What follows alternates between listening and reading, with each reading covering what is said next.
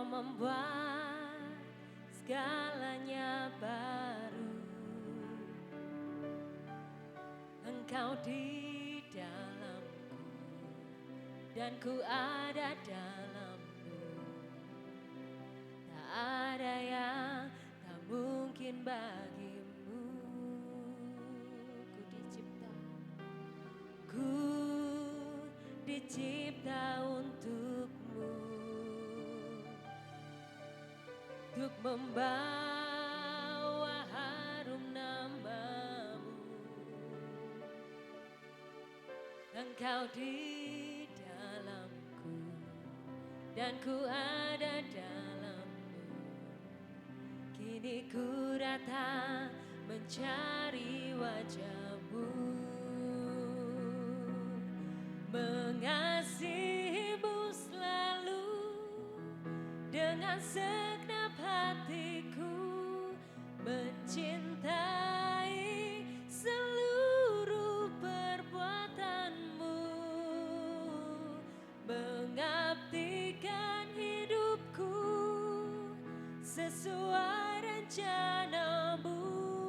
Ku mau menyembahmu sampai akhir hayatku. Baik, sekali lagi katakan.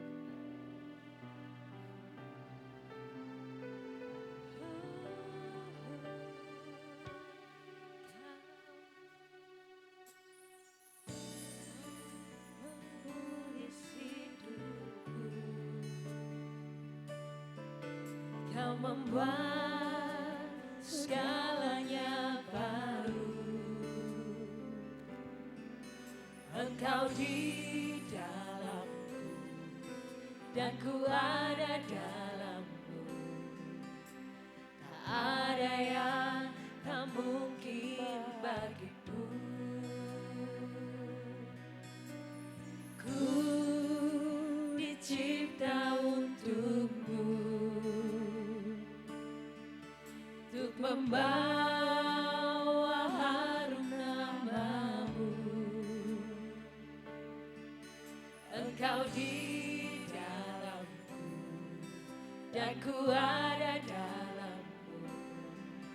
Kini ku datang mencari wajahmu,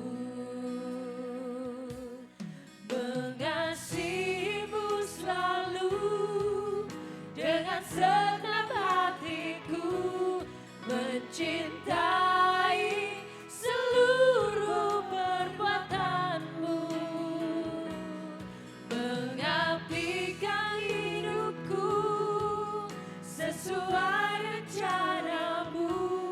Ku mau menyembahmu sampai akhir hayatku.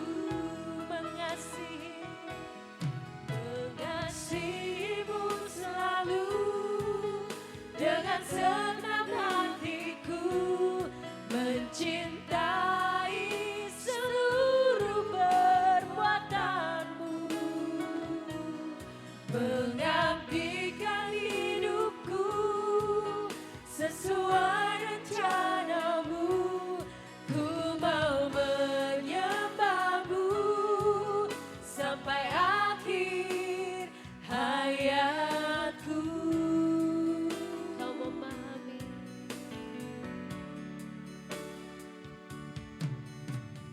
kau memahami hatiku. Hanya kau yang mengerti selalu. Engkau di dalamku dan ku ada dalammu. Kini ku datang mencari wajahmu, mengasihimu selalu dengan segenap hatiku, mencintai seluruh perbuatanmu, mengabdikan hidupku sesuai rencanamu. Ku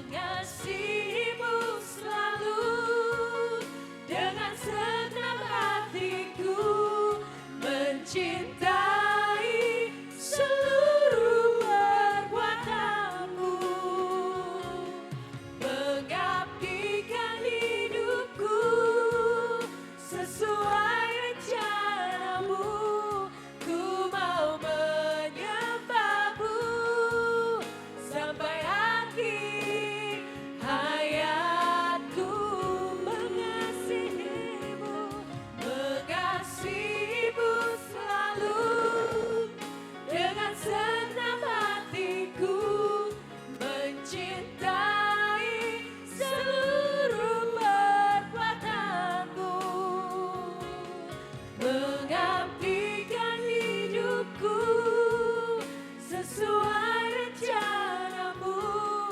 Ku mau menyembahmu sampai akhir hayatku. Ku mau menyembahmu sampai akhir hayatku. Ku mau menyembahmu sampai akhir hayatku.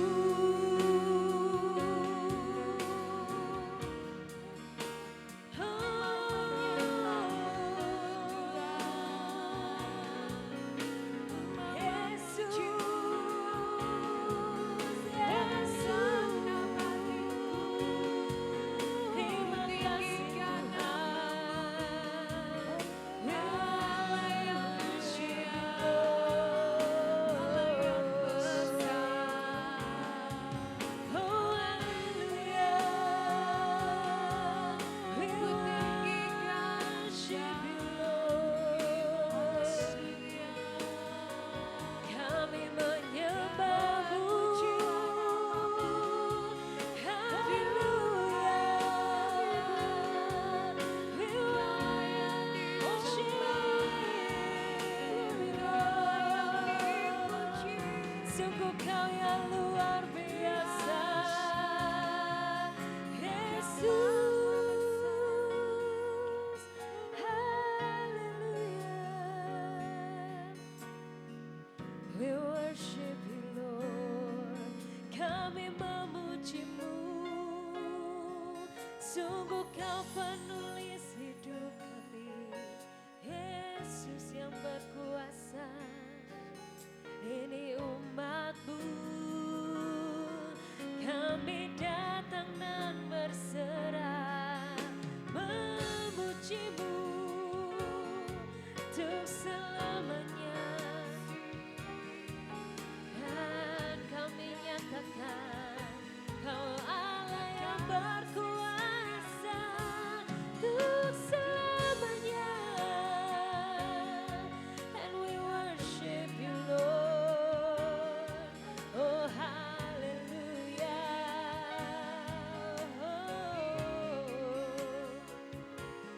We thank you, Lord. Terima kasih Tuhan. Oh, haleluya. Terima kasih Bapa buat kebaikan-Mu, kasih setia-Mu. Kami menyembah-Mu Tuhan, kami bersyukur. Oh, haleluya. We worship you, Jesus. Oh,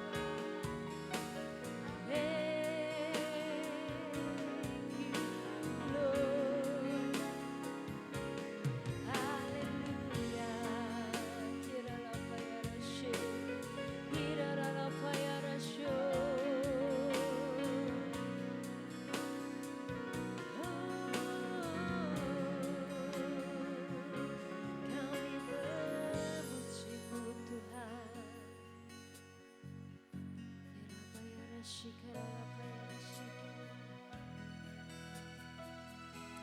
kami Tuhan, mau datang lebih lagi, memuji memuliakan nama-Mu Tuhan. Sebab Engkau Allah Immanuel dalam hidup kami. Engkau yang terus ada bersama-sama dengan kami Tuhan.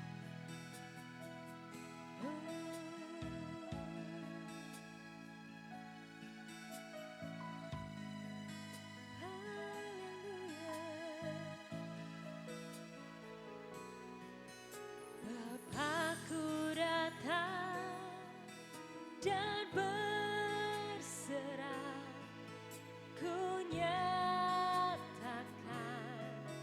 Kau yang berkuasa dalam gelap, Kau setia, Kau cahaya bagiku.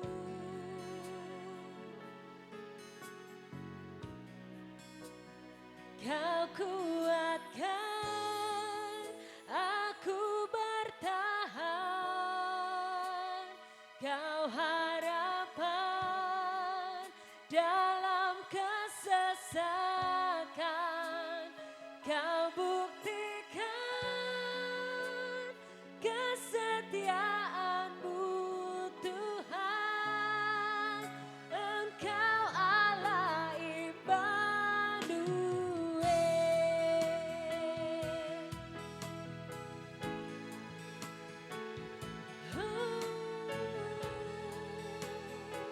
Bapakku datang untuk menyembah.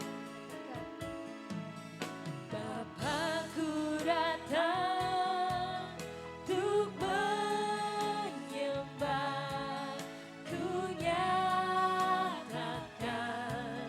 Kau yang berkata dalam kemah, Kau sempurna, Kau cahaya bagiku.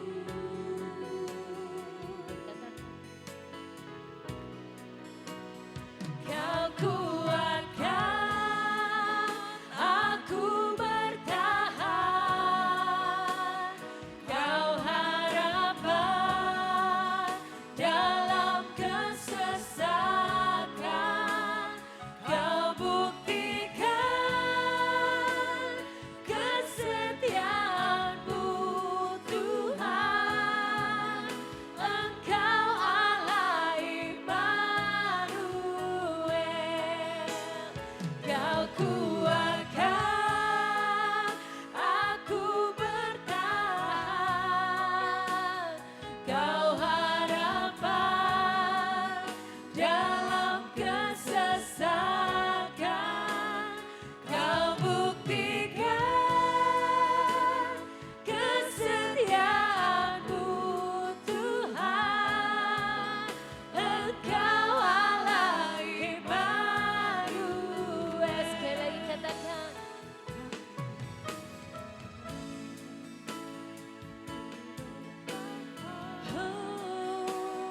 Kau harapan dalam kesesakan,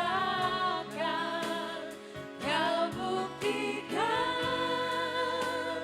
kesetiaan-Mu Tuhan. Engkau Allah Immanuel. Kau kuatkan aku bertahan, Kau harapan dalam kesesakan, Kau buktikan kesetiaan-Mu Tuhan. Engkau Allah Immanuel.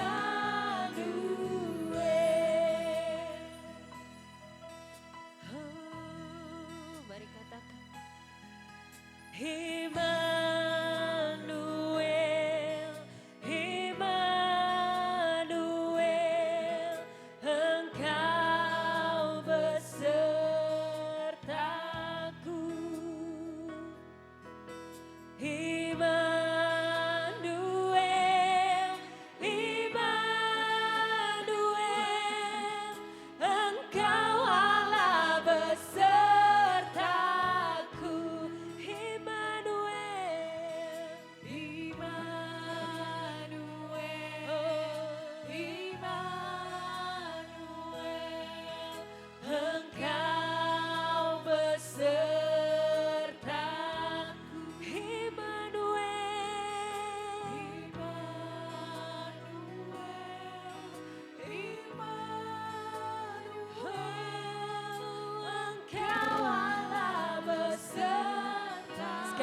Mari katakan Immanuel. Mari kita bangkit berdiri bersama.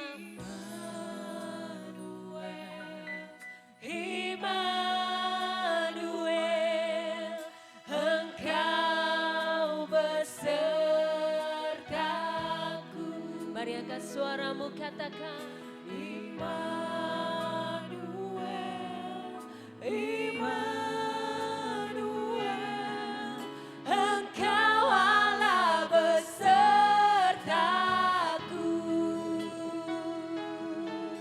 Berkatakan Kau kuatkan aku bertahan,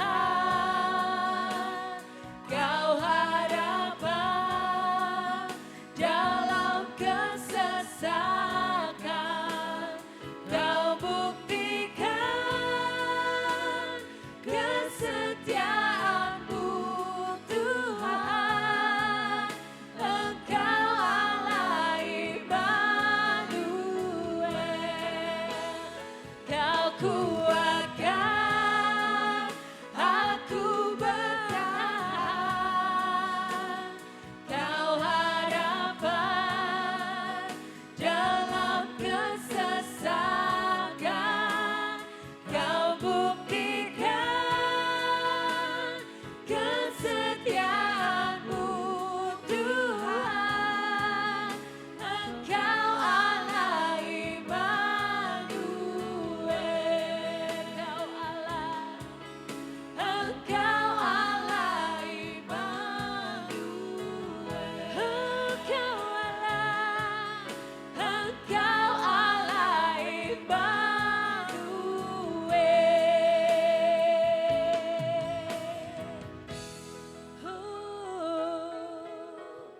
Yes Lord, Kau Immanuel dalam hidup kami Tuhan. Dan kami tahu segala sesuatu Tuhan, Engkau sendiri yang terus atur dalam hidup kami Tuhan. Dan biarlah ini menjadi perkenanan di hadapan-Mu Tuhan. Dan Engkau disukakan Tuhan. Terima kasih Yesus. Ini umat-Mu yang Kau kasih Tuhan. Kami mau bersuka cita lebih lagi hanya di dalam satu nama Tuhan Yesus Kristus. Yang siap bersuka cita katakan amin. Shalom. Puji nama Tuhan. Siapa yang mau bersuka cita lebih lagi pada pagi hari ini? Mari berikan salam kanan kiri muka belakang katakan shalom.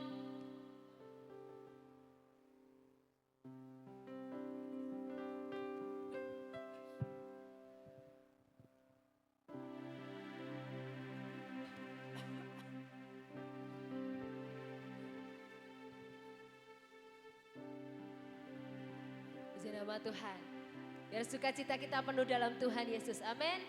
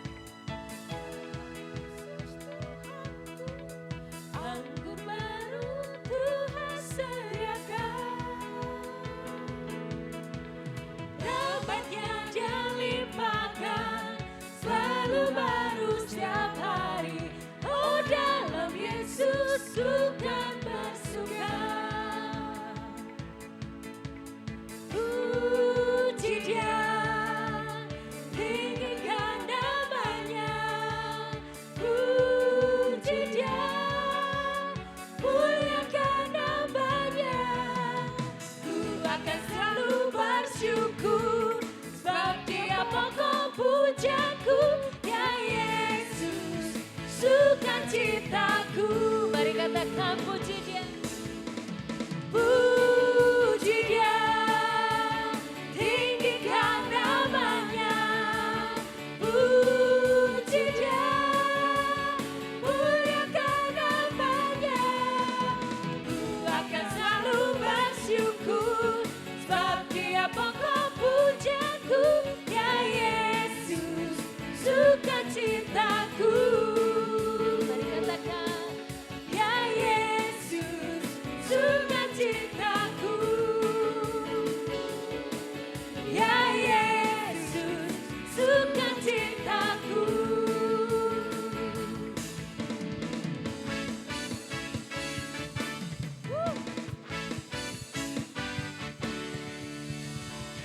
Mari beri sorak-sorai untuk nama Tuhan. Haleluya. Puji nama Tuhan. Maaf saudara, suara saya nggak nyampe di nada tinggi. Kemarin sudah latihan, ternyata pagi ini nggak nyampe. Mari, ya kita tahu bersuka cita, amin. Apapun keadaan kita tahu kita punya Tuhan yang luar biasa. Amin. Mari beri sorak-sorai sekali lagi untuk nama Tuhan.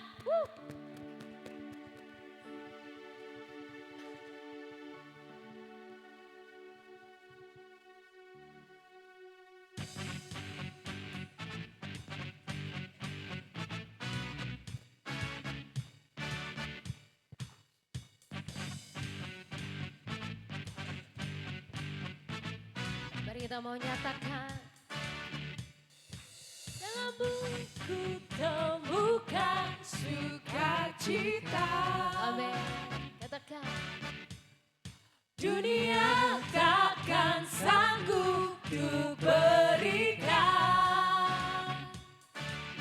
segala bebanku pun digantikan selama ku ada di dalam-Mu.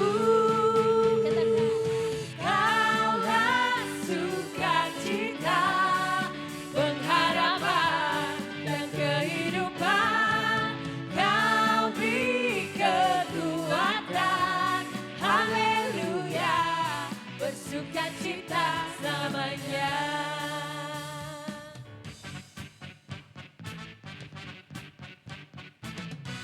Mari katakan, Kau ada mendampingi setiap langkahku, berikan kekuatan dengan Roh-Mu. Janji-Mu yang telah menuliskan, ku punya rancangan yang indah. Kaulah sukacita, pengharapan dan kehidupan. Kau beri kekuatan. Haleluya, haleluya. Kaulah sukacita, pengharapan dan kehidupan. Kau beri kekuatan. Haleluya, bersukacita selamanya. Mari jemaat sendiri katakan, dalam Yesus. Dalam buku temukan sukacita, dunia takkan sanggup untuk berikan, segala bebanku pun digantikan selama ku ada di dalam-Mu. Amin. Kaulah sukacita, pengharapan dan kehidupan. Kau beri kekuatan. Haleluya, haleluya. Kaulah sukacita,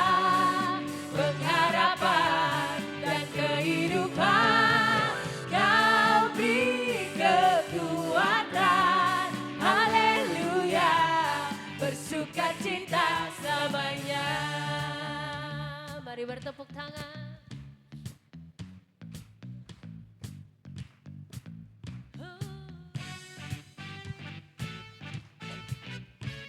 Haleluya. Mari katakan bersama.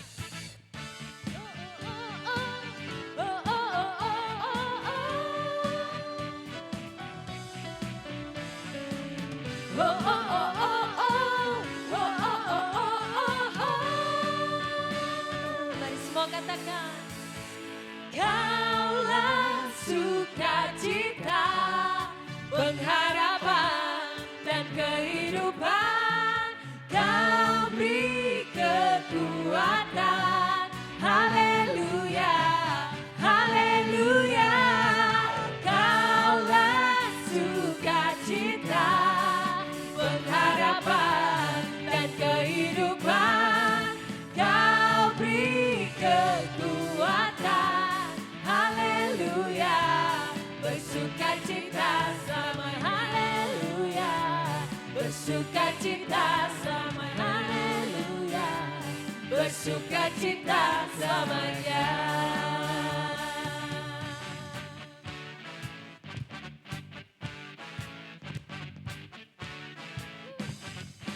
Mari beri sorak-sorai untuk nama Tuhan.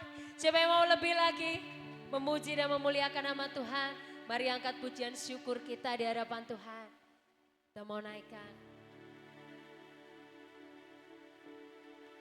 Biar pujian syukur kita jadi sukacita kita yang baru. Amin.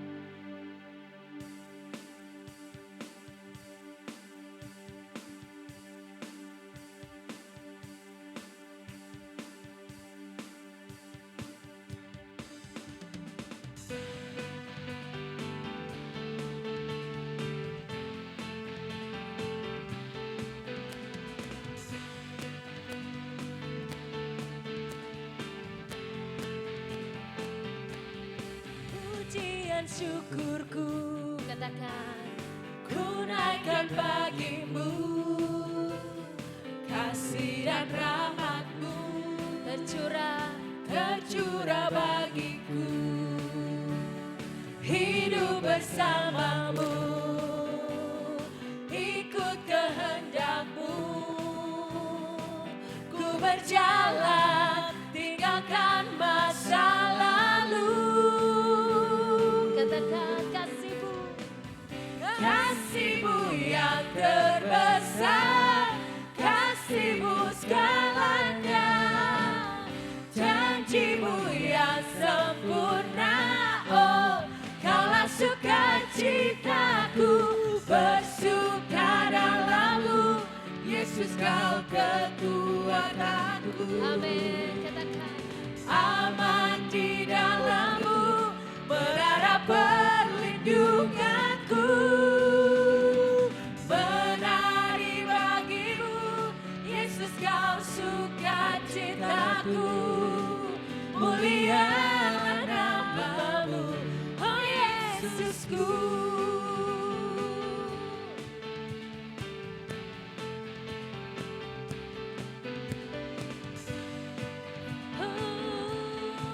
Mari naikkan pujian syukur kita. Katakan, pujian syukurku, ku naikkan bagimu, kasih dan rahmat-Mu tercurah bagiku, hidup bersama-Mu, ikut kehendak-Mu, ku berjalan tinggalkan masa lalu. Kasih-Mu yang terbesar, kasih-Mu segalanya, janji-Mu yang sempurna. Oh, Kaulah sukacitaku, bersuka dalam-Mu, Yesus Kau kekuatanku. Katakan, aman di dalam-Mu, menara perlindunganku, menari bagimu, Yesus Kau sukacitaku, mulialah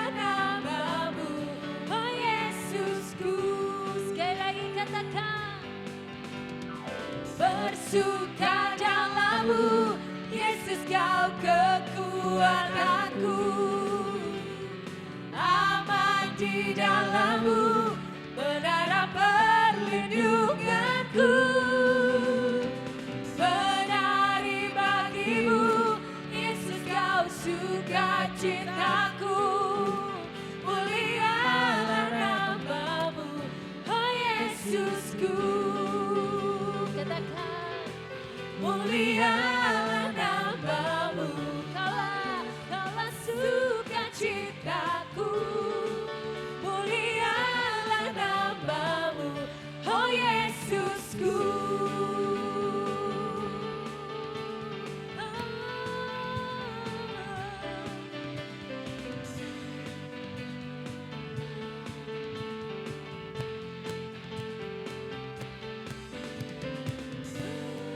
Mari beri sorak-sorai untuk nama Tuhan. Haleluya. Silakan duduk kembali saudara yang kasih. Thank you Lord. Kau telah menjadi kekuatan kami. Kau telah menjadi sukacita kami Tuhan. Dan ini umat-Mu yang Kau kasih Tuhan. Kami mau tinggal diam di dalam kepak sayap-Mu. Menikmati setiap pertolongan demi pertolongan yang daripada Engkau Tuhan. Sebab kami tahu Engkau Allah yang lebih dari sanggup. Engkau Allah yang lebih dari cukup bagi hidup kami Tuhan. Makasih Yesus. Makasih Yesus.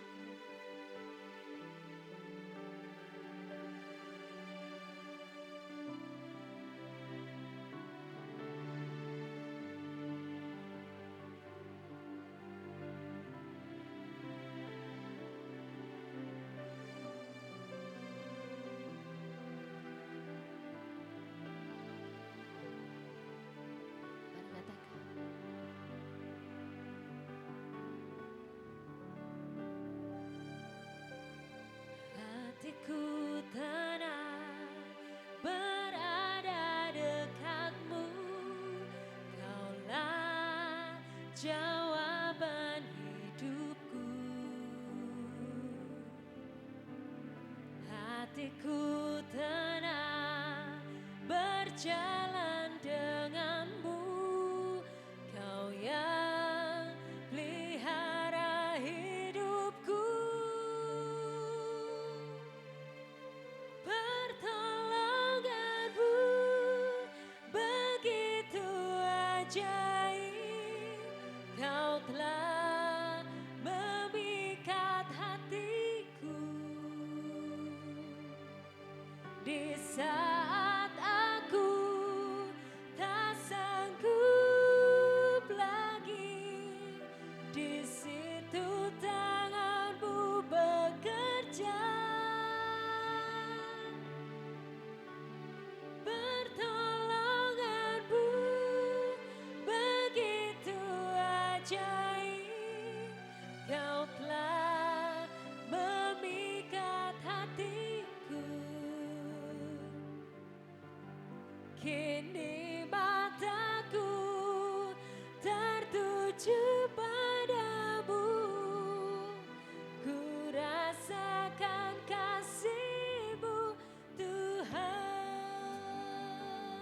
Mari sematangkan suaramu, katakan.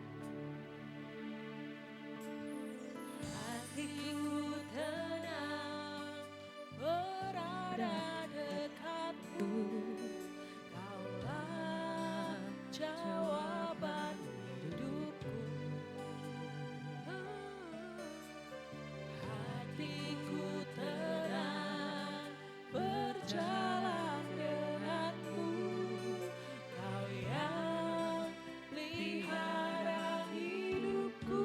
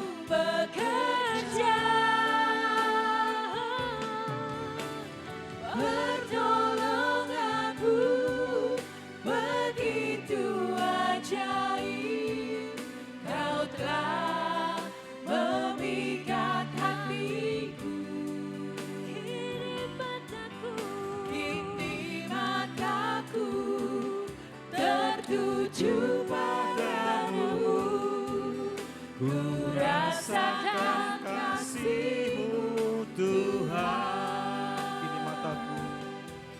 Kini mataku tertuju padamu, ku rasakan kasih-Mu Tuhan. Kini mataku tertuju padamu, ku rasakan kasih-Mu Tuhan. Sekali kita sembah Dia, sembah Kau Tuhan, bersyukur buat hadirat-Mu, pertolongan-Mu sungguh ajaib Tuhan. Kau tak tergantikan, Kau andalan kami umat-Mu Bapa. Kau dahsyat, Kau ajaib, Kau mulia Tuhan di tengah-tengah kami. Tuhan berfirman buat setiap kami, Kau nyatakan isi hati-Mu. Tuhan baik, sungguh sangat baik. Kau yang berarti dalam hidup kami Bapa. Yesus Kau kuagungkan, Yesus Kau kuandalkan, pertolongan-Mu sempurna. Yesus Kau ajaib, terima kasih Bapa. Oh, Yesus Engkau baik, terima kasih Tuhan.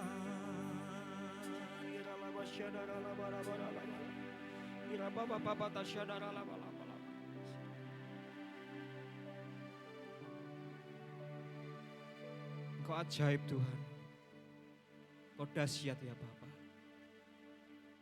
Itulah alasan kami untuk memuji Engkau Bapa.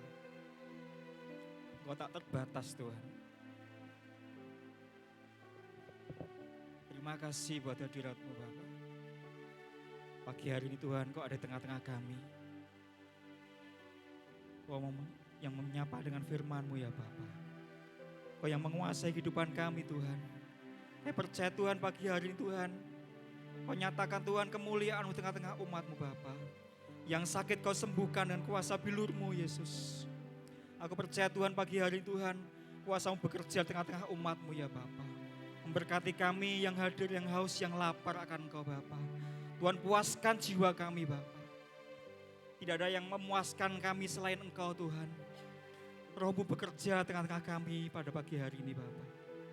Tuhan terima kasih Bapa. Nyatakan isi hati-Mu melalui hamba-Mu Bapa. Buat kami sampaikan untuk umat-Mu di tempat ini Bapa. Biar umat-Mu diberkati oleh firman-Mu Bapa. Umat-Mu diberkati karena kehadiran-Mu tengah-tengah kami. Bila saat ini Tuhan, kami sediakan hati, telinga, pikiran kami Tuhan. Hanya untuk fokus kepada firman-Mu.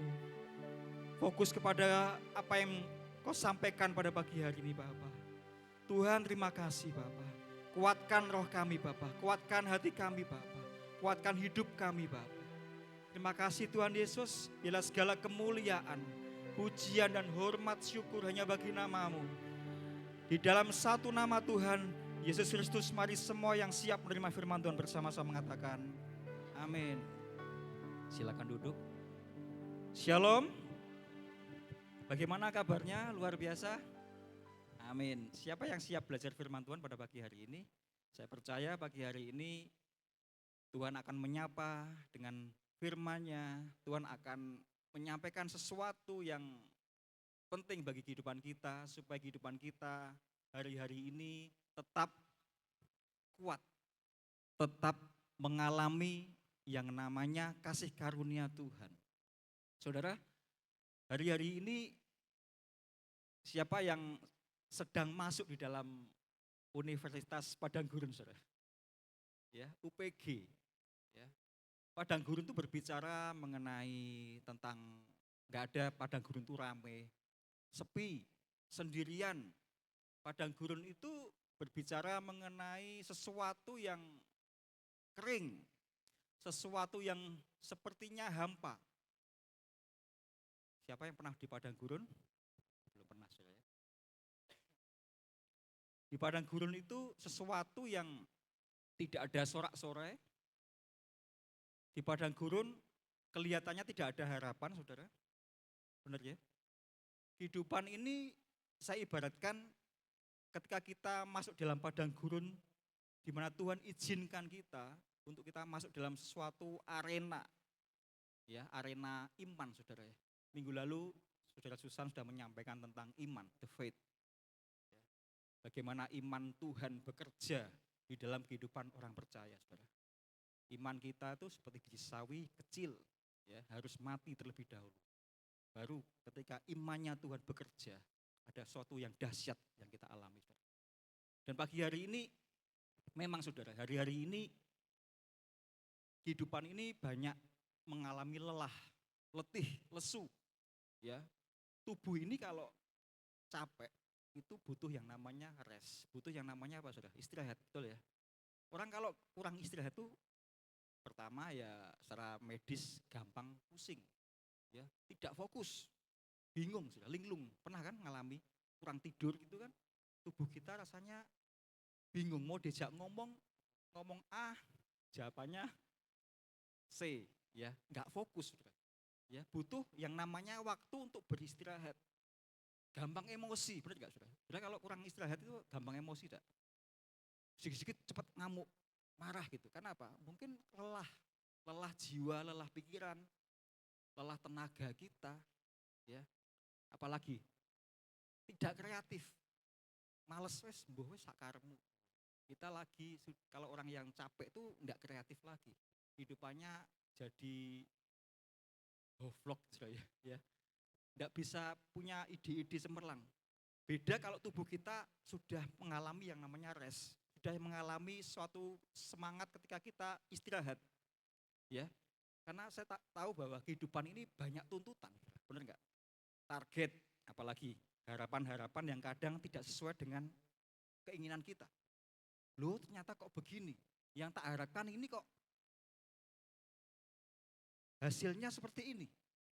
Kemudian apalagi omongan-omongan yang enggak enak, ya belum lagi omongan-omongan terhadap kita.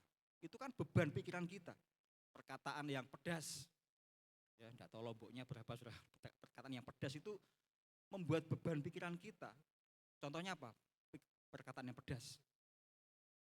Fitnah, dituduh, direndahkan. Itu perkataan-perkataan yang pedas yang seringkali membuat kehidupan kita tuh tambah lemah, saudara. Ya, itu nggak usah dicari, itu datang dengan sendirinya. Karena kita masih hidup dalam dunia ini, saudara. Ya, belum lagi masalah sekarang ini finansial. Ya, saya pernah dikirimi teman saya di grup 11, saudara. Ya, angka perceraian di Jawa Timur tuh 2000 berapa? Itu salah satunya paling banyak itu penyebabnya secara finansial. Ya, faktor finansial. Ya. Yang kedua faktor keluarga, pekerjaan. Ya. Jadi di sini sebenarnya kehidupan manusia itu sangat kompleks. Ya, makanya perlu yang namanya rest, perlu yang namanya istirahat. Istirahat bagaimana? Supaya istirahat kita tuh bisa istirahat yang benar-benar. Firman Tuhan katakan istirahat di dalam hadirat Tuhan. Saya setuju. Istirahat di dalam hadirat Tuhan itu kita itu suatu senjata yang Tuhan berikan bagi kehidupan kita. Musuh kita, iblis itu enggak suka kalau kita itu tenang, kita tuh fokus kepada Tuhan. Iblis akan membuat kita tuh apa? Sibuk. Iblis akan bersorak-sorai ketika kita tuh mengalami stres. Iblis akan keplok ketika kita sibuk dengan pekerjaan kita tanpa henti, tanpa sampai kita lupa dengan mungkin makan aja lupa, keluarga lupa menyapa istri dan suami. Karena faktor pekerjaan kita yang terus sekali membuat kita itu sepertinya itu membuat berhasil. Seolah-olah kalau kita sibuk itu membuat kita berhasil.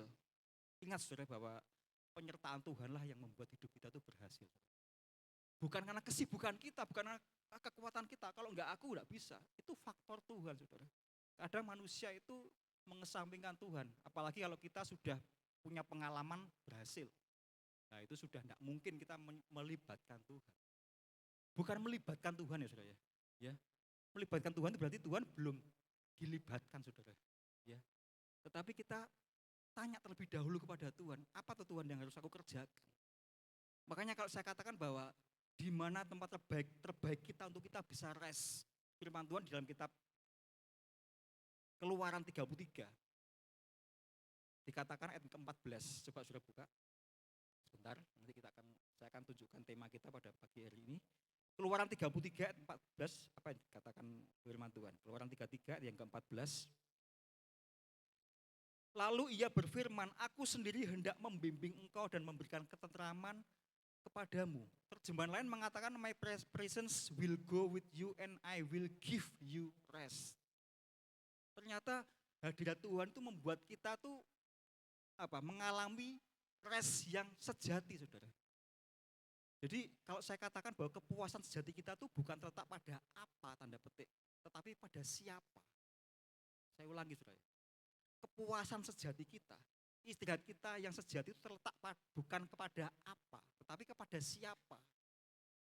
Bukan pada berkat Tuhan, tetapi pada Tuhan sendiri, saudara. Seringkali manusia itu sepertinya aku diberkati, buktinya apa? Pekerjaanku, sukses. Kadang orang itu kalau sudah diberkati itu mengurangi jam-jam doa, mengurangi jam-jam ibadah kita secara pribadi. Ibadah itu berbicara mengenai kita renungan firman Tuhan, saat teduh. Kita rest dengan Tuhan. Ya, seperti ilustrasi, saudara. Seorang bapak ya, saudara. Ya, saya juga pernah sebagai seorang anak tinggal di orang tua saya. Orang tua saya suka memberi saya sesuatu supaya apa? Maksudnya tak kasih ini, biar kamu tidak kemana-mana. Biar kamu dekat dengan bapak, tidak usah dolan-dolan, kamu tak kasih. Mungkin permen atau apa. Jadi, saudara perlu bertanya, kalau berkat Tuhan tidak membuat kita dekat sama Tuhan, jangan-jangan itu bukan berkat Tuhan, saudara. Seperti seorang bapak.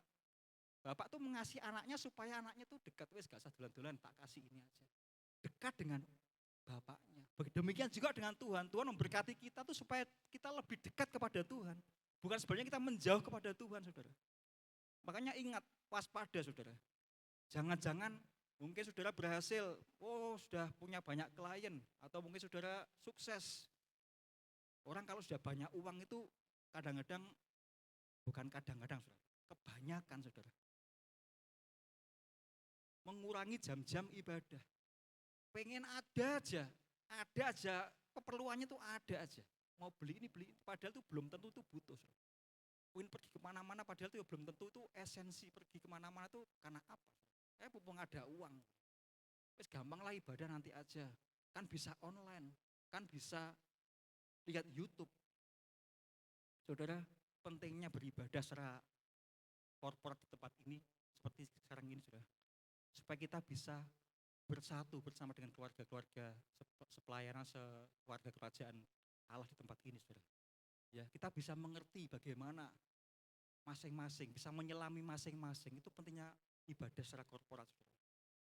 Dan pada pagi hari ini saya akan menyampaikan suatu tema yang tentang berbicara mengenai inner vitality, saudara.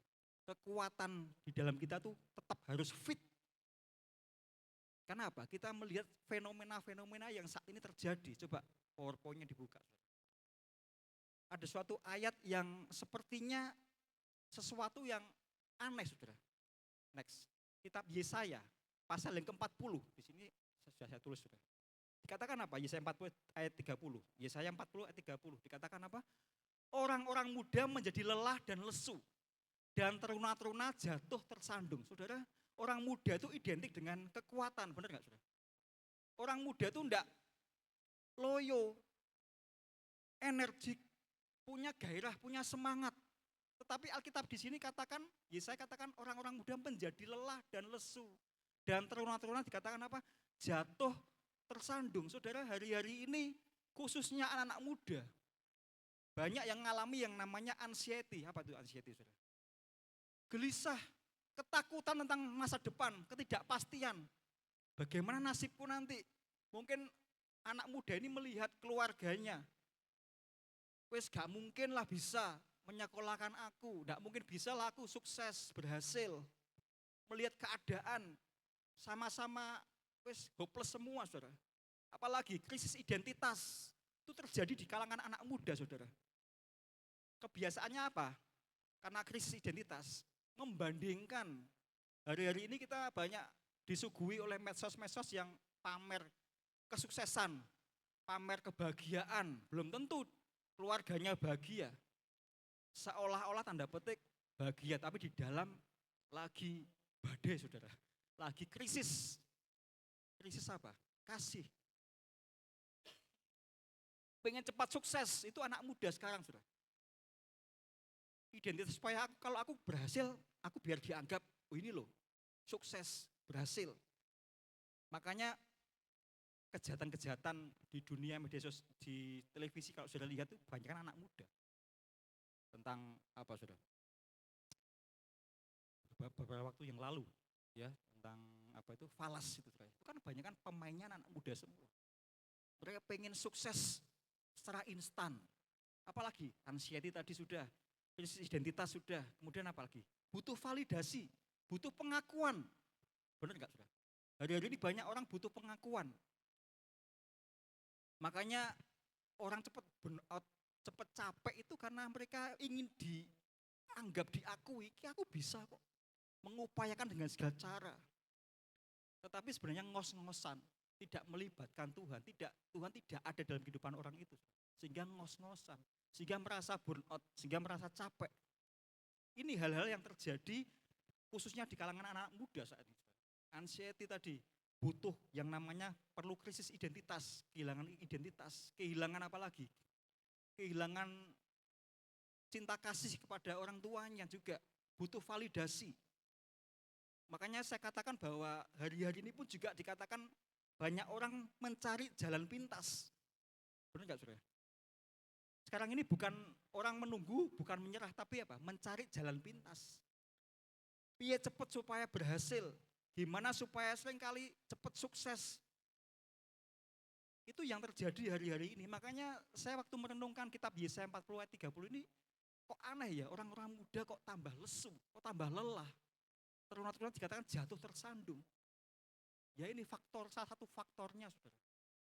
Kalau sudah lihat, perhatikan sebenarnya harusnya di ayat yang coba lihat, di PowerPoint nggak ada, Yesaya 40 ayat 29. Yesaya 40 ayat 29. Dikatakan apa? Harusnya kita tahu bahwa Tuhan itu dikatakan apa? Yesaya 40 ayat 29. Tuhan memberi kekuatan kepada yang lelah dan menambah semangat kepada yang tiada berdaya. Tuhan itu luar biasa, saudara. Saya katakan luar biasa kenapa? Dia ngerti bagaimana kondisi kita, saudara. Kita yang enggak ngerti kondisi kita, saudara. Kita membiarkan manusia kita berusaha berjuang sendiri. Karena apa? Ya itu tadi, saudara, faktor-faktor tadi. Mencari jalan pintas. Ya, saudara, hari-hari ini kita disuguhi oleh orang kalau pengen cepat, semuanya serba cepat. Saudara cari di Google, enggak ada 1 detik, saudara mau kata apa aja langsung keluar. Saudara mungkin di warung kopi, di mana di kafe-kafe, pasti pertama kali tanya wifi-nya. Wifi-nya cepet apa enggak? Yang rame kalau wifi-nya cepet. Kalau enggak cepet, sajodek kene, cari ini sebenarnya cari kopi atau cari wifi, saudara. Cari cangkruan. Semuanya pengennya cepat. Ya, saudara, itulah akhirnya mentalitas ini juga kita lakukan terhadap Tuhan. Kita doa punya Tuhan, simsalabim. Tuhan cepat aku harus begini, aku harus punya jodoh cepat. Sudah. Tuhan, aku minta ini, aku minta sukses, aku minta berhasil. Cepat, saudara. Saudara, suatu ketika seorang tokoh yang bernama Abraham. Abraham ini Alkitab katakan bapak orang beriman.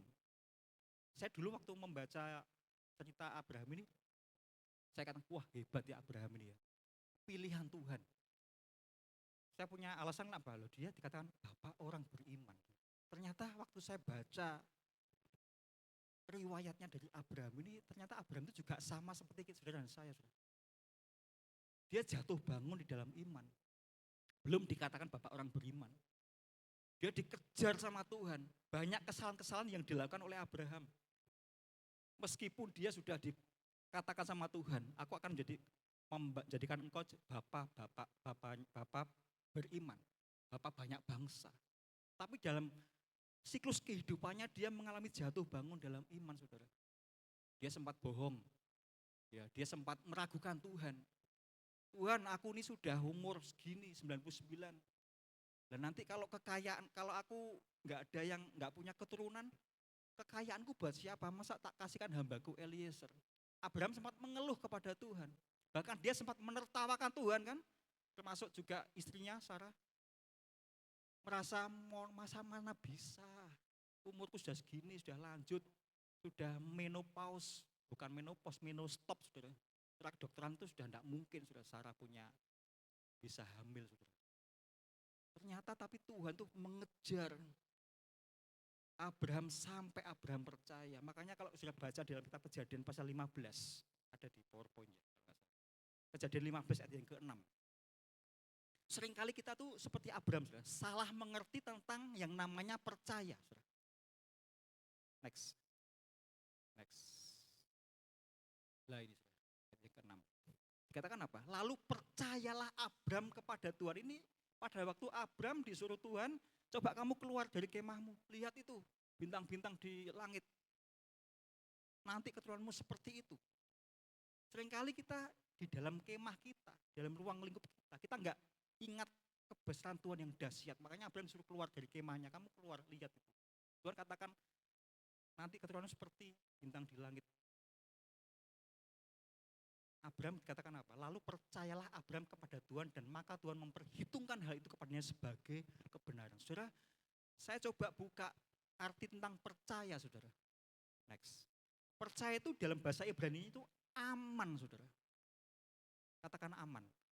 Aman itu percaya itu artinya bersandar sepenuhnya itu aman.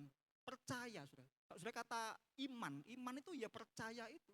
Kalau saudara berdoa, katakan amin. Artinya saudara percaya apa yang saudara doakan. Bersandar sepenuhnya. Seperti kalau saudara ilustrasinya seorang bayi. Digendong oleh mamanya itu enggak mungkin bayinya itu atau anak kecil itu meragukan, kuat enggak ya mamaku gendong aku. Bayi itu pokoknya berat badannya diserahkan pada mamanya. Dia percaya mamanya sanggup menggendong dia. Makanya saya katakan beriman itu bukan memaksa Tuhan untuk gaspol Tuhan. Tapi beriman itu meletakkan beban berat hidup kita kepada Tuhan. Itu beriman, saudara. Aman tadi loh, bersandar sepenuhnya. Abraham telah mengalahkan, dia percayalah Abraham kepada Tuhan. Dia bersandar sepenuhnya. Awal-awalnya dia sempat mengeluh kepada Tuhan. Aku sudah umur segini Tuhan, mana bisa. Makanya Tuhan dikatakan percayalah Abraham maka Tuhan memperhitungkan hal itu sebagai kebenaran. Saudara, iman ya, iman itu bukan keyakinan bahwa Tuhan tuh akan melakukan apa yang kita mau. Seringkali kita memaksakan Tuhan, itu bukan beriman, saudara. Pokoknya Tuhan aku harus begini. Tetapi percaya bahwa Tuhan tuh cukup kuat menopang kehidupan kita. Itu iman, saudara. Itulah yang saya katakan aman. Ya, kemarin Susan sampaikan iman itu kepastian bahwa yang kita harapkan sudah menantikan kita. Walaupun hal itu belum dapat kita lihat sekarang.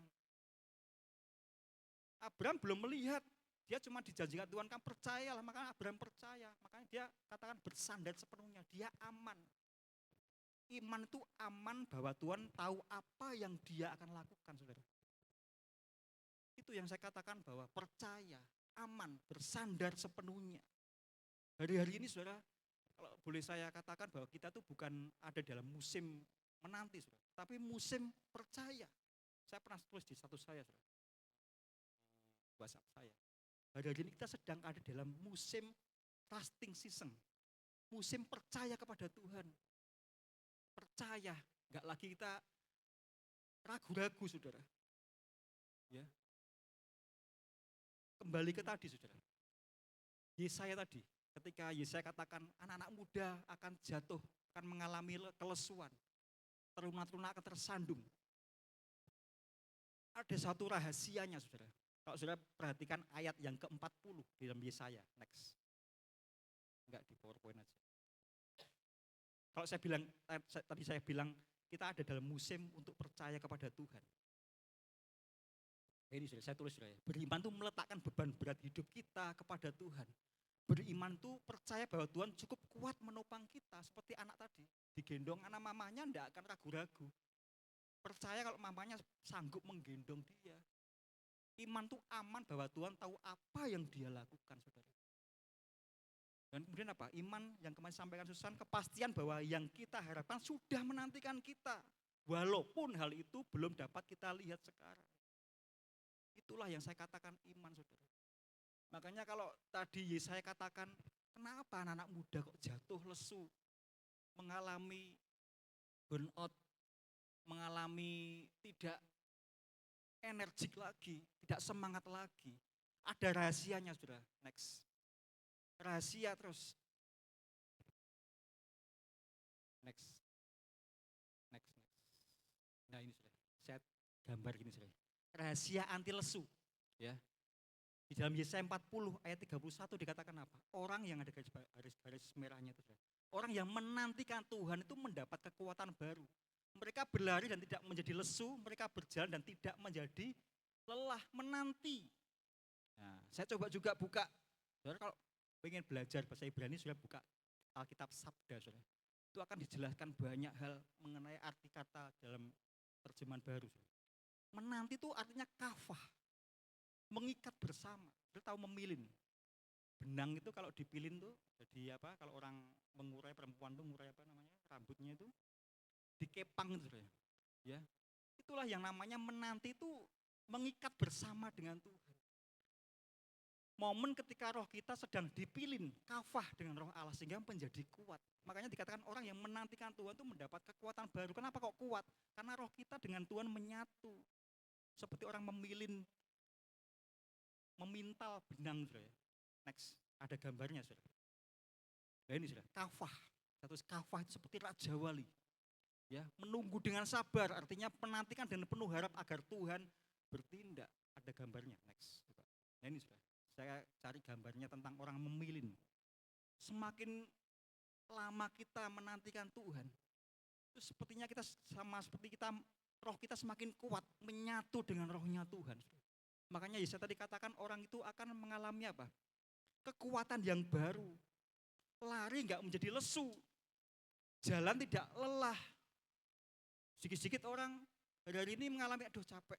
Aduh aku lagi pusing. Enggak tahu pusingnya kan banyak hal. Aduh mikir keluarga ngeluh. Capek. Ingat kita masih punya harapan. Dikatakan orang yang menanti kafah tadi. Tuban itu gather tadi, mengikat bersama, memilih dengan Tuhan. Kita semakin kuat ketika kita menunggu dengan sabar bersama dengan Tuhan. Di saat itulah Tuhan sedang bekerja. Kita jadi kuat, saudara. Ada momen-momen saat kita bersama dengan Tuhan, menantikan Tuhan. Ada kekuatan yang baru, kafah tadi, saudara. Next. Ya, saudara, saya tunjukkan satu gambar. Saudara tahu pasti ini pohon apa, saudara? Pohon apa? Hah? Pohon kurma, saudara. Ya. Bukan pohon siwalan, saudara. Cari pohon siwalan ada, ini pohon kurma. Ini ada bagus, saudara. Pohon kurma itu kita tuh diibaratkan, digambarkan orang Kristen itu kita seperti pohon kurma, saudara. Pohon kurma itu sesuatu pohon yang hidupnya ada di padang gurun. Ya. Pohon kurma ini tidak butuh tempat yang banyak airnya, saudara. Tidak butuh hujan. Tapi dia ditanam di padang gurun, ditutup sama batu, saudara. Akarnya merambat ke dalam. Jadi kalau boleh saya katakan, hari ini kita bicara soal inner vitality. Itu berbicara mengenai kemampuan dari dalam diri kita yang bisa mengalahkan semua tantangan di luar kita. Seperti pohon kurma ini. Pohon kurma itu berapa tahun baru tumbuh, akarnya terus ke dalam, masuk ke dalam. Makanya kalau hidup kita belum berhasil, belum sukses, itu tandanya kita perlu perdalam akar kita, ya, di relationship with God. Ya, kita perlu terus mengakar ke atas. Masalahnya seringkali kalau kita nggak berhasil, kita belum berhasil, kita kadang-kadang gagal itu kita tidak ke vertikal tetapi ke horizontal. Kita mencari pertolongan ke hal-hal yang horizontal, saudara. Cari koneksi, cari orang dalam, bahkan paranormal, saudara. Itu fatalnya, saudara. Banyak orang menggantikan hubungan vertikal dengan horizontal. Gambarannya terjadi pergeseran yang halus, saudara. Ya, pelan-pelan, pelan-pelan. Yo aku firman Tuhan baca ini kok nyatanya kok gak ada hasilnya ya. Sepertinya kok gak ada perubahan. Lama-lama kita bergeser, bergeser, bergeser. Enak ini ya, cocok kok ini. Horoskop ini ternyata benar kok. Nah, saudara, mulai lagi bergeser percaya kita, saudara. Dimulai dari pergeseran kecil. Seperti contohnya misalnya, loh kamu kok lama enggak kelihatan ibadah. Contoh aja nih, saudara. Aku kan tetap percaya Tuhan. Enggak datang kan bisa lihat YouTube. Saudara mulai sedikit-sedikit sibuk. Loh kamu waktunya minggu kok enggak ibadah?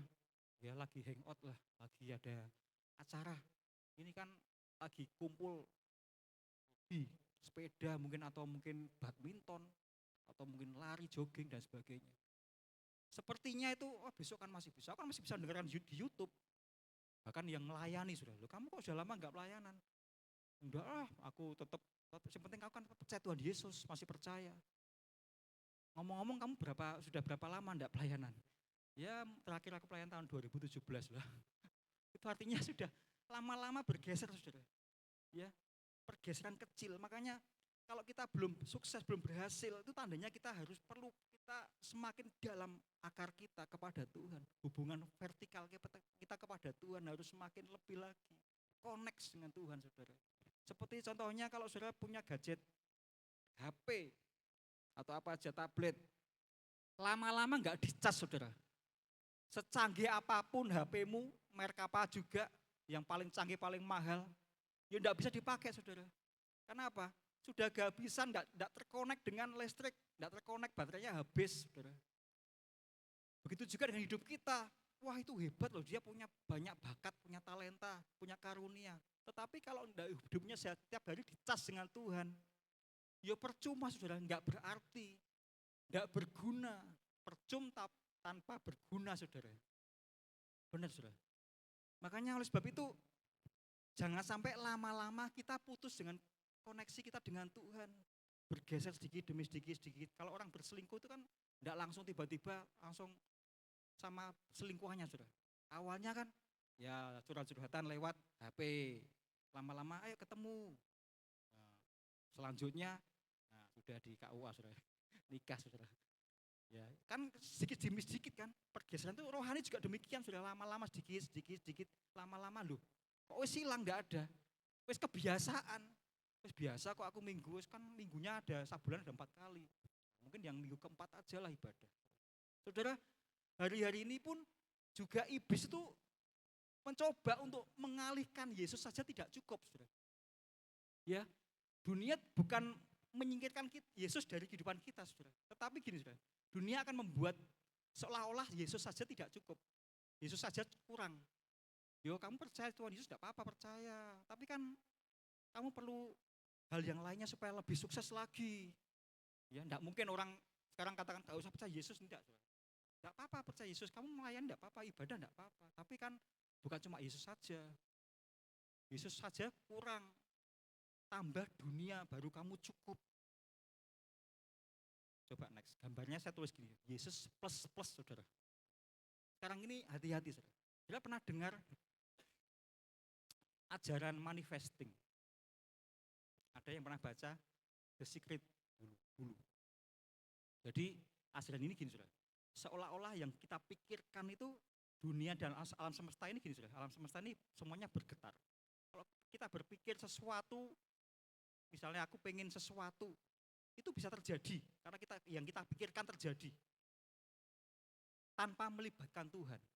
Wah aku pengen mobil ini, terus dipikirkan terus dan berhasil, saudara.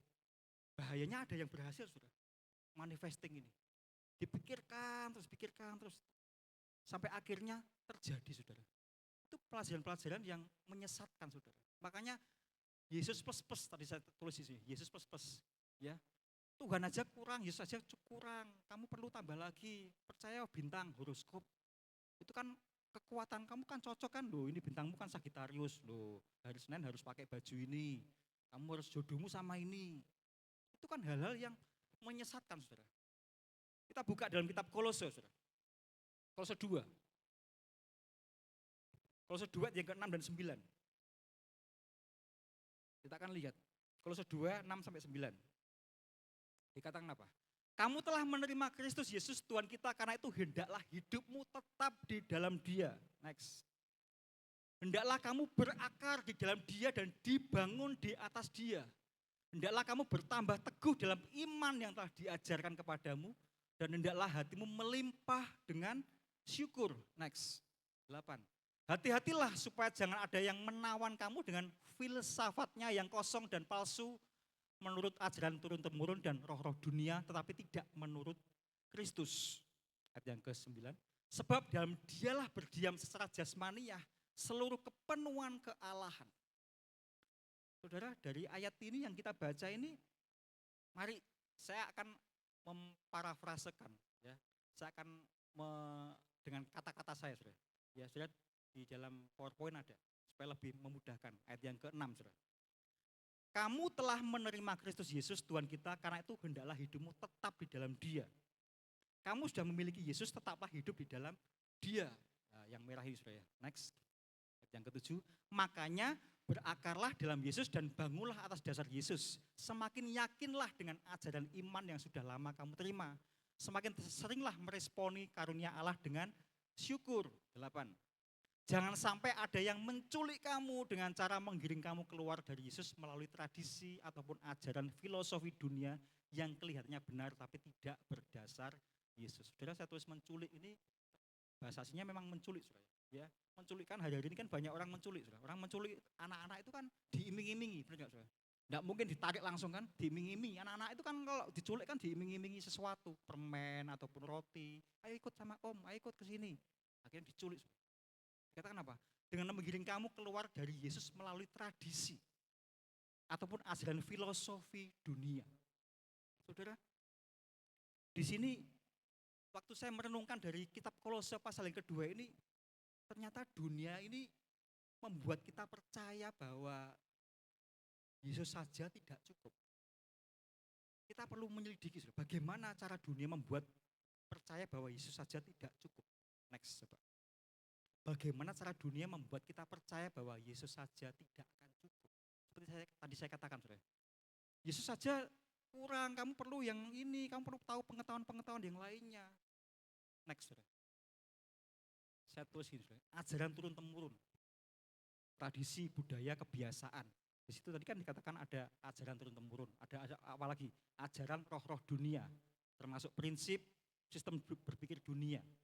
Dan saya tulis tidak semua tradisi atau pengetahuan dunia harus dibuang, benar nggak, saudara? Tradisi misalnya Imlek kemarin, apakah itu dibuang? Apakah itu boleh atau enggak? Boleh, saudara. Esensinya kan keluarga kumpul bersama-sama, makan bersama-sama. Itu bukan tradisi yang harus dibuang, saudara. Itu boleh, saudara. Esensinya apa? Kita bisa saling bersatu dengan keluarga kita. Yang mau saya sampaikan pada pagi hari ini, saudara, seringkali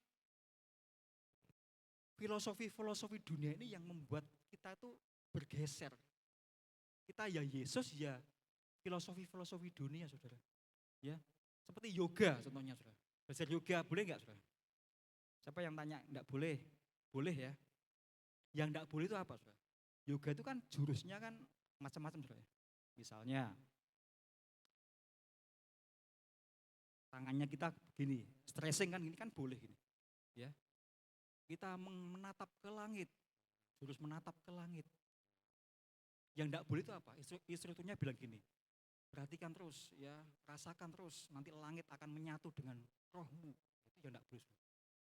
Sehingga kamu akan ada di atas langit. Itu yang enggak boleh. Tapi prinsipnya kita boleh. Karena apa? Peregangan otot kan boleh. Yoga itu bukan dilarang, boleh. Karena itu untuk kesehatan kita. Contohnya lagi, misalnya mengelola keuangan. Boleh enggak saudara belajar mengelola keuangan? Boleh saudara. Itu yang saya katakan bahwa itu praktis, pelajaran praktis mengelola keuangan. Tetapi yang enggak boleh apa? Mungkin pengajarnya mengatakan demikian. Kekuatan terbesar dalam kehidupan ini adalah dengan uang. Suatu ketika sudah memikirkan terus kekuatan terbesar hidup ini adalah uang. Itu yang tidak boleh sudah kita pikirkan. Kekuatan kita kan dari Tuhan. Itu filosofi-filosofi yang harus kita buang. Saudara.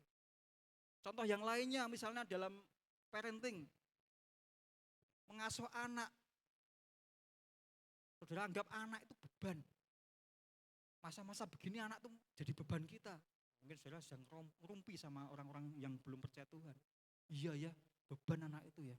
Padahal firman Tuhan katakan apa? Anak itu. Anak itu pusaka, saudara. Anak itu upah dari Tuhan, saudara. Hal-hal itu yang enggak boleh, saudara. Ya seringkali kita anggap semuanya beban. Terus lagi kehidupan pernikahan. Kalau konflik itu artinya sudah enggak jodoh, enggak jodohnya.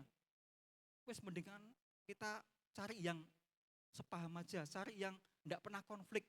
Ada di sini yang kehidupan nikahnya tidak mengalami konflik. Baik-baik saja mulai dari nikah sampai saat ini, saudara. Kalau budaya dunia, oh kamu timbangannya tukaran terus, wes bisa aja cari yang lainnya, yang lebih baik. Loh, ingat saudara, pernikahan itu ide Tuhan, ya, bukan diciptakan oleh budaya-budaya dunia ini, filosofi-filosofi dunia ini. Wes gak cocok, wes gak perlu lagi lah. Ayo lebih baik puaskan jiwamu, turuti kata hatimu, kita cari yang lainnya. Kebetulan waktu itu saudara lagi konflik dengan istri saudara mungkin. Wah, tanggaku ini kok kelihatannya cocok sama aku ya. Bisa saudara, itu hal-hal yang perlu kita waspadai, filosofi-filosofi dunia yang harus kita buang saudara. Sehingga membuat kita bergeser, lama-lama kita enggak lagi kepada Tuhan saudara. Ya, ingat loh saudara, kita tuh suami istri khususnya saudara. Ya, waktu saya baca kitab Kejadian, pasal yang kedua, coba kita lihat satu aja tentang keluarga ini saudara. Kitab Kejadian, pasalnya yang kedua, ayatnya yang ke-22. Coba kita lihat, Kejadian 2:22. Dan dari rusuk yang diambil Tuhan Allah dari manusia itu dibangunnyalah seorang perempuan lalu dibawanya kepada manusia itu. Jadi awal mula itu idenya pernikahan itu idenya dari Tuhan. Tuhan yang membawa rusuk itu kepada manusia itu saudara. Kepada siapa? Kepada Hawa saudara. Jadi pernikahan itu idenya Tuhan sendiri, dikatakan rusuk yang diambil Tuhan dari manusia itu dibangunnyalah seorang perempuan itu lalu dibawanya kepada manusia itu. Kalau sudah perhatikan di Alkitab itu dari Kejadian itu di awal dari pernikahan, diakhiri dengan kitab Wahyu juga tentang pernikahan anak domba saudara. Begitu luar biasanya tentang pernikahan saudara. Hari-hari ini kita melihat banyak terjadi konflik sehingga terjadi perceraian. Ya, ingat saudara, kita tuh dikatakan Alkitab Kejadian 2:18 dikatakan tidak baik manusia itu seorang diri saja. Aku akan menjadikan penolong baginya yang sepadan dengan dia. Penolong itu eser, saudara. Sepadan, kenekdo. Jadi artinya penolong yang kuat, yang serupa dengan dia dan berhadapan dengannya. Suami istri itu akan saling, yang namanya kalau sama-sama itu terjadi konflik itu biasa saudara. Besi menajamkan besi, manusia menajamkan sesamanya. Jadi kehidupan pernikahan itu bukan, wes ini sering konflik, wes itu gak cocok, gak jodohku. Itu kan dunia saudara. Hati-hati saudara. Itu yang seringkali filosofi-filosofi dunia yang membuat kehidupan nikah kita hancur saudara. Karena kita menikah itu karena apa saudara? Perjanjian dengan Tuhan. Ya. Kita tuh perjanjian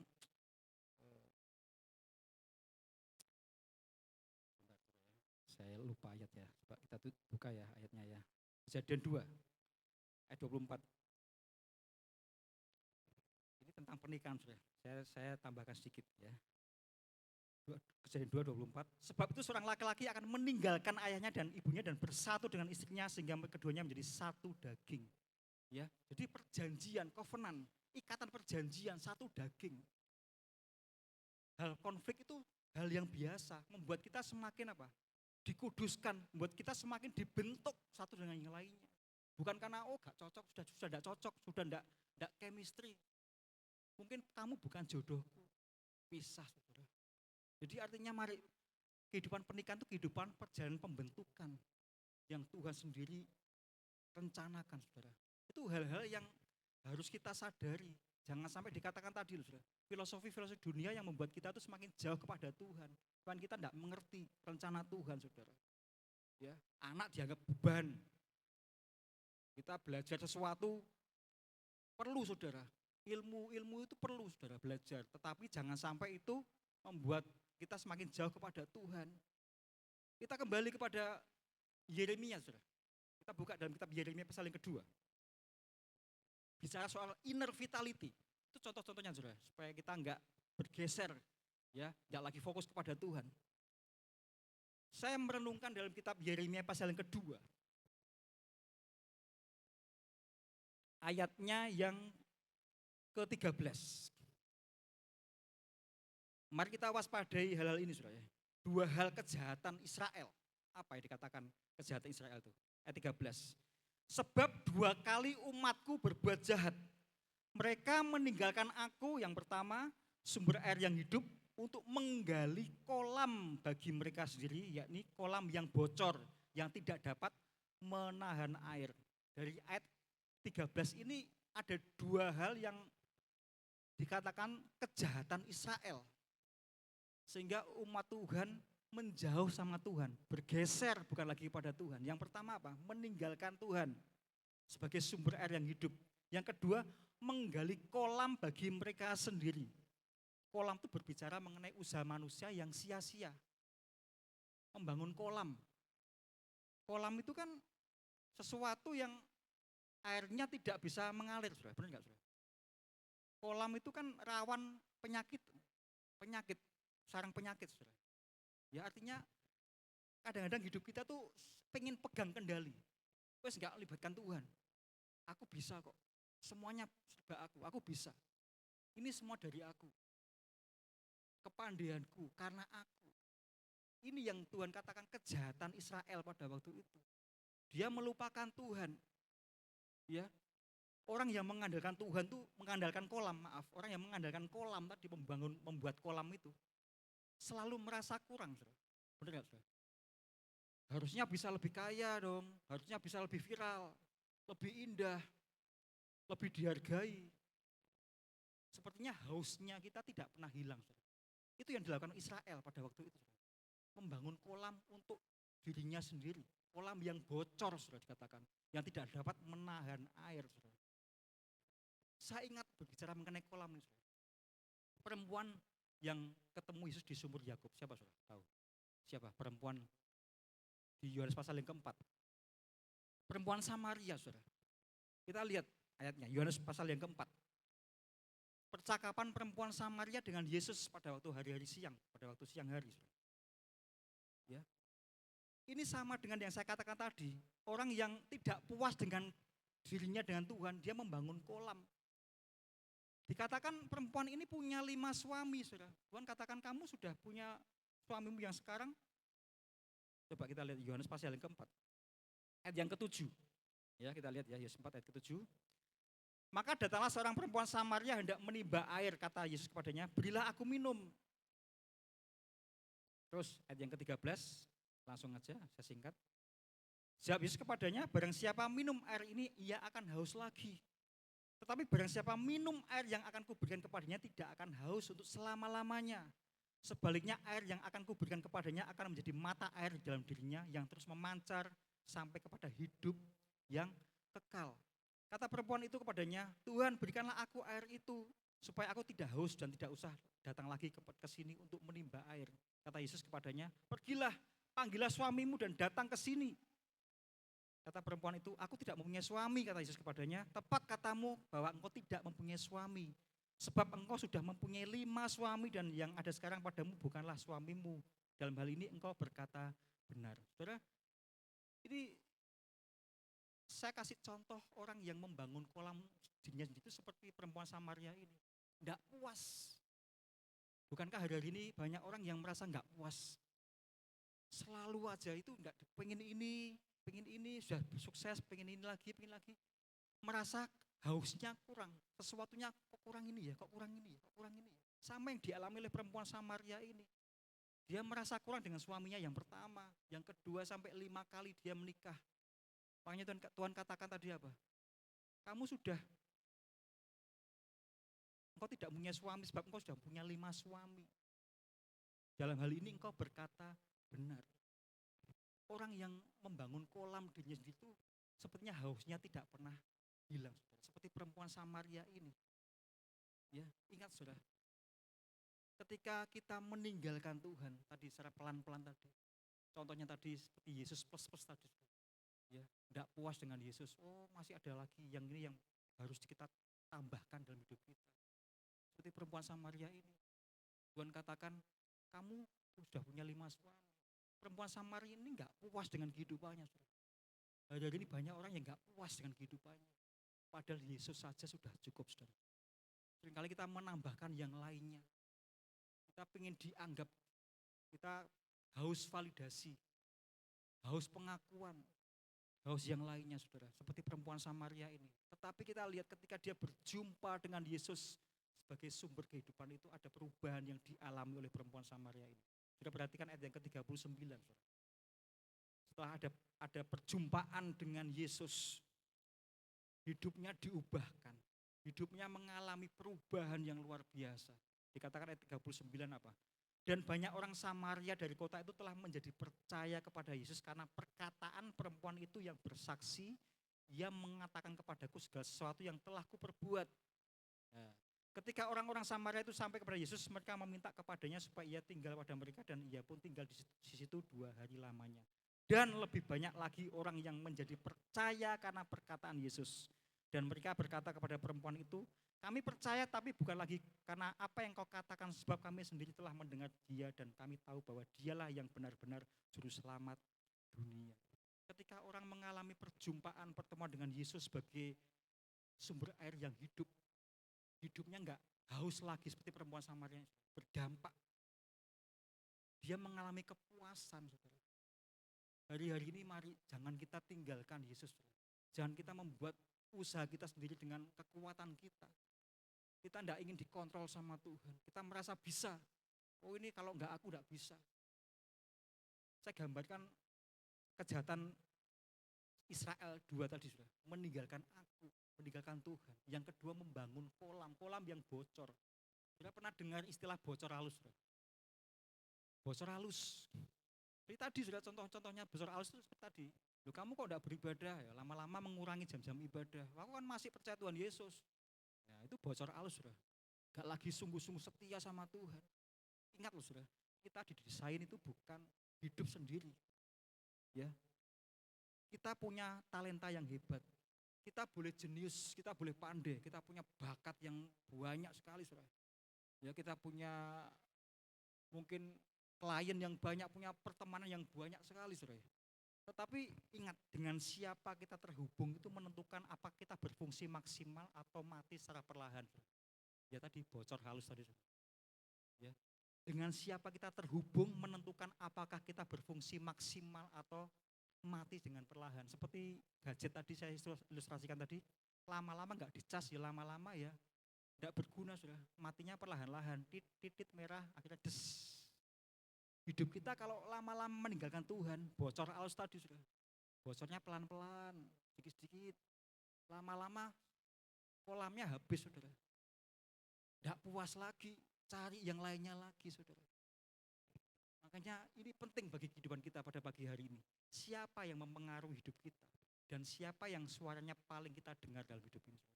Itulah yang menentukan hidup kita berbuah atau mati, atau macet, atau maju rohani kita. Ya. Saya ingat pada waktu Daud, sudah tahu Daud kan? Daud seorang raja Israel setelah Saul. Daud dikejar-kejar sama Saul. Dia harus kemana bingung, saudara. Dia nggak bingung kemana. Dia lari kepada siapa, saudara? Kepada Samuel, seorang nabi. Sudah buka 1 Samuel pasal ke-19. Ketika Daud dalam pengejaran Saul, dia tidak lari mengumpulkan pasukannya. Dia punya pasukan, tapi dia larinya kepada Samuel. Kita perhatikan ayat yang ke-18, 1 Samuel 19. 1 Samuel 19 ayat 18. Ketika masalah datang, harus kemana? Ini pertanyaan bagi kita, saudara. Apa kita lari kepada pertolongan sesama kita? Siapa yang saya tak utangi ya, misalnya itu. Siapa yang saya tak minta tolong ya? Kita lupa kita punya Tuhan yang besar, saudara. Seperti Daud kita lihat. Setelah Daud melarikan diri, ayat yang ke-18. Setelah Daud melarikan diri dan luput, sampailah ia kepada Samuel di Rama dan memberitahukan kepadanya segala yang dilakukan Saul kepadanya. Kemudian pergilah ia bersama-sama dengan Samuel dan tinggallah mereka di Nayot. Saudara, Daud ketika mengalami masalah, dia tidak lari, tidak mengumpulkan pasukannya dengan kekuatannya, tapi dia lari kepada Samuel sang nabi yang mengurapi dia menjadi raja. Jadi kalau boleh saya katakan bahwa tadi loh saudara, pertemanan kita, circle pertemanan kita itu menentukan kekuatan kita dalam menghadapi tantangan. Kalau saudara mungkin lagi bete, lagi putus asa, kumpul sama orang-orang ya sama-sama punya keluhan yang sama, ngeluh sama ngeluhnya. Saudara kan tadi, orang muda kan jadi lesu, lemah lesu, teruna-teruna akan tersandung. Kita tidak ada kekuatan lagi. Beda dengan Daud, dia ketemu dengan Nabi Samuel, dikuatkan kembali. Bahkan Saul aja sampai tanya, kemana Daud? Dia tahu, Saul tahu kemana Daud lari. Ke Nabi Samuel. Dia utus orang-orangnya, kejar Daud. Dan orang-orangnya itu kepenuhan seperti Nabi, saudara. Sampai 3 kali. Sampai Saul pun juga ketularan kepenuhan seorang Nabi, seperti Nabi. Artinya apa, saudara? Circle, lingkungan itu menular, saudara. Kalau sudah kumpul dengan orang-orang yang suka menggerutu, ya nular, sudah omongannya juga omongan-omongan yang menggerutu. Omongan-omongan misuh ya ketularan, sudah omongan-omongannya juga omongan keluhan-keluhan yang tidak baik, saudara. Makanya hati-hati dengan perkataan kita. Siapa yang mempengaruhi kehidupan kita itu penting, saudara. Lingkungan yang kita dengar itu suara siapa? Apakah suara orang-orang yang yos gak perlu Tuhan lah, percuma aku yang layani serius apa sungguh-sungguh percuma lah gini-gini. Buktinya ya podo aku ya kayak gini. Lama-lama iman kita down, saudara. Lama-lama iya bener ya. Nah itu, saudara. Tapi Daud ini beda luar biasa, dia waktu dikejar sama Saul dia lari kepada Samuel.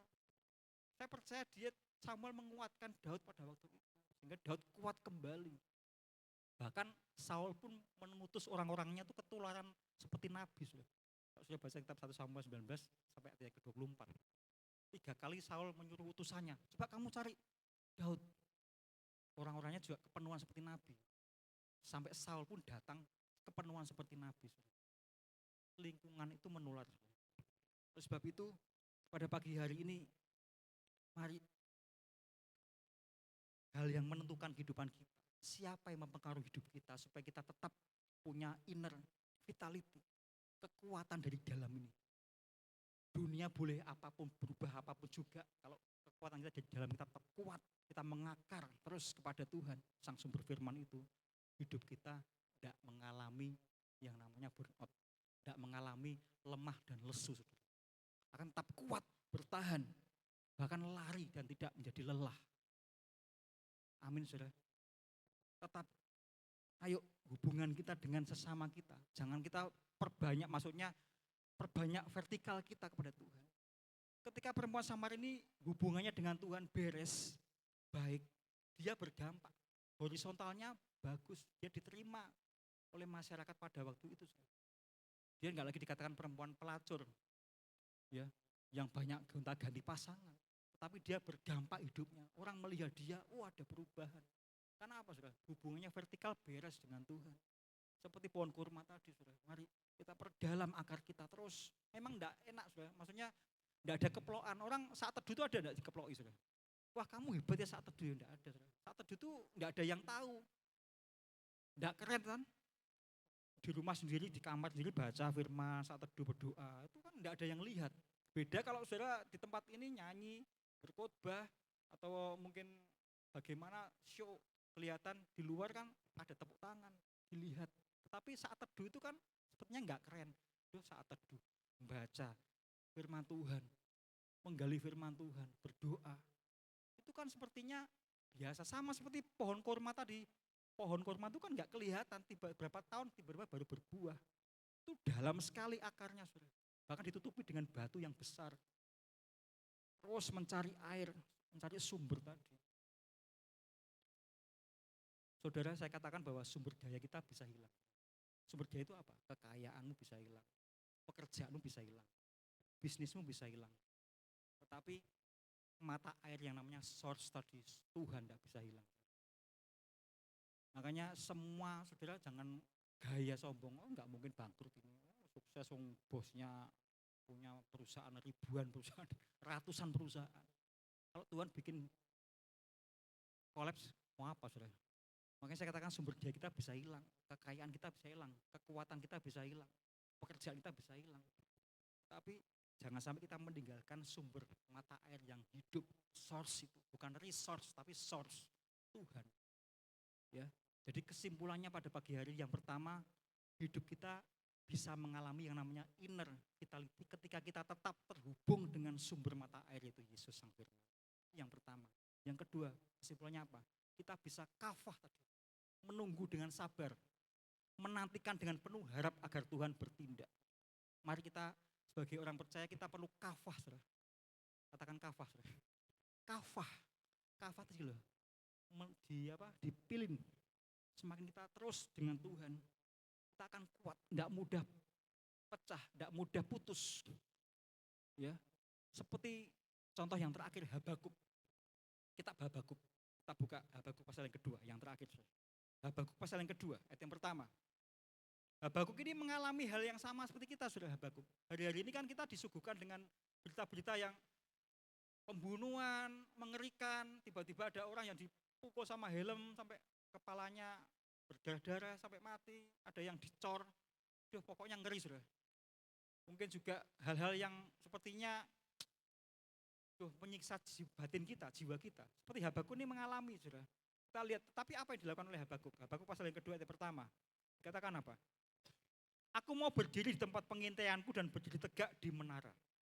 Aku mau meninjau dan menantikan apa yang akan difirmankannya. Saya ulangi, aku mau meninjau dan menantikan apa yang akan difirmankannya kepadaku dan apa yang akan dijawabnya atas pengaduanku. Ayat yang kedua, lalu Tuhan menjawab aku demikian, tuliskanlah penglihatan itu dan ukirkanlah pada loh-loh supaya orang sambil lalu dapat membacanya. Saudara, firman Tuhan itu perlu diukir dalam hati kita, saudara. Ya, sampai kita menyatu dengan firman. Habakuk mengalami hal yang demikian. Ada Habakuk disuruh Tuhan, tuliskanlah penglihatan itu dan ukirkanlah pada loh-loh batu, loh-loh supaya orang sambil lalu dapat membacanya. Yang ketiga, sebab penglihatan itu masih menanti saatnya, tetapi ia bersegera menuju kesudahannya dengan tidak menipu. Apabila berlambat-lambat, nantikanlah itu, sebab itu sungguh-sungguh akan datang dan tidak akan bertanggung. Hari-hari ini mungkin saudara sedang menantikan Tuhan. Tuhan, aku berdoa, Tuhan, aku percaya Tuhan Kau bekerja. Meskipun aku enggak melihat, meskipun belum terjadi, aku percaya. Dikatakan tadi, aku menantikan apa yang akan difirmankannya. Ini yang namanya kafah, saudara. Orang yang menanti-nantikan Tuhan, kafah. Kita sedang dipilih roh kita dengan roh Tuhan. Semakin kuat, kita enggak dipengaruhi oleh situasi ini. Inner vitality kita akan semakin kuat, saudara. Kemudian dikatakan apa? Ukirkanlah loh pada loh-loh dalam hati kita. Mari firman itu terus kita perkatakan. Kita ukir dalam hati kita, saudara, sampai menyatu dengan daging kita, saudara. Amin, saudara. Itu yang dikatakan Habakuk. Firman itu harus diukir di hati kita sampai menyatu dengan diri kita. Dia punya iman, bersegera menuju kesudahannya dengan tidak menipu. Pernah firman Tuhan menipu kita? Satu ayat, Yesaya 55 ayat 11. Maaf, bilangan 23. Bilangan 23, 19. Satu ayat, saudara. Bilangan 23, ayatnya yang ke-19. Dikatakan apa? Allah bukanlah manusia sehingga ia berdusta. Bukan anak manusia sehingga ia menyesal. Masakan ia berfirman dan tidak melakukannya, atau berbicara dan tidak menepatinya. Yang tidak menepati itu kita, saudara. Yang seringkali berdusta itu kita. Tapi Tuhan dikatakan Allah masuk berdusta pada kita. Kali dia berfirman, ya pasti akan bersegera melakukan apa yang dikatakannya. Seperti yang ketika murid-murid mengalami badai, Tuhan perkatakan diam dan tenanglah. Tuhan perintahkan badai itu tenang, diam. Mungkin hari-hari ini kita sedang kalut hati kita, jiwa kita sedang kalut. Kita nggak ngerti harus bagaimana. Ingat apa yang dikatakan Habakuk. Nantikanlah apa yang difirmankan. Kita kafah pada Tuhan. Menantikan dengan sabar. Ya, yang pertama tadi apa sudah? Tetaplah terhubung dengan Tuhan. Tetap terhubung. Ku terhubung denganmu. Saya undang pemain musik. Selalu melekat di hatimu. Saudara. Terhubung. Bagaimanapun canggihnya gadget ini kalau nggak terhubung ya percuma saudara. Hebatnya saudara, kepandaian saudara paling hebat, IQ-nya hebat. Tapi kalau nggak terhubung dengan Tuhan percuma saudara. Kita nggak akan mengalami apa-apa. Perempuan Samaria ini ketemu Tuhan Yesus, hidupnya berubah, berdampak. Hidupnya sudah tidak lagi memikirkan membangun kolam-kolam yang lainnya saudara. Hari-hari ini perbanyak hubungan kita dengan Tuhan. Amin saudara. Lewat doa dan puasa. Hari ini kita kan sedang melakukan puasa 30 hari. Dimulai hari Kamis kemarin sampai tanggal 20 Maret. Saya ajak Bapak Ibu Saudara untuk datang setiap hari Selasa dan Kamis di tempat ini. Kita akan berdoa puasa. Kita bukan sekedar untuk menyiksa badan kita, enggak makan, enggak minum. Saudara. Tapi kita lebih fokus hati kita arahkan kepada kehendak Tuhan. Saudara. Itu yang penting saudara. Kita kafah dengan Tuhan. Ya, amin saudara. Saya undang bangkit berdiri, kita akan nyanyikan lagu terhubung aja. Ku terhubung denganmu. Saya undang bangkit berdiri.